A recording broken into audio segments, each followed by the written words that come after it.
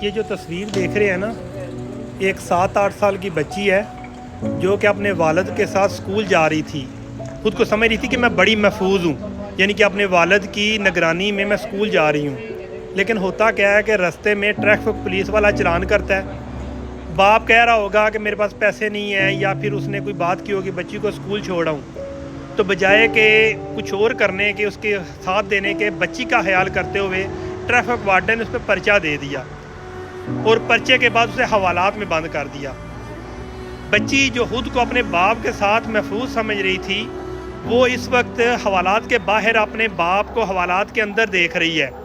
تو پتہ نہیں ٹریفک پولیس والے نے اور کیا بدتمیزی کی ہوگی جو بچی کے ذہن میں بیٹھ گئی ہے.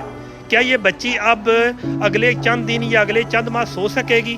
کیا وہ اب دوبارہ اپنے جب باپ کے ساتھ سکول جائے گی تو خود کو محفوظ سمجھے گی؟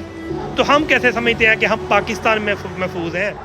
یہ تو ایک بچی کا واقعہ ہے. عام عوام جو کہ ہر وقت بات کرنے سے ڈرتی ہے، کسی ظالم حکمران کے سامنے کلمہ حق کہتے ہوئے ڈرتی ہے کہ میرے گھر والوں کو نقصان ہو جائے گا، مجھے نقصان ہو جائے گا، مجھے مار دیں گے، تو کیسے سمجھتے ہیں کہ ہم پاکستان میں غیر محفوظ ہیں؟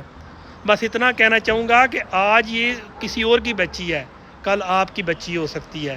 اگر آپ نے آواز نہ اٹھائی، آپ حق کے لیے نہ نکلے، آپ جناب جوں کہ توں جناب کہ جیسا جس کی لاٹھی اس کے بھینس کے پیروکار سے نہ ہٹے، تو وقت دور نہیں ہے کہ آپ کی بچی بھی آپ کو حوالات کے میں دیکھے گی اور آپ پچھتائیں گے اس وقت کو.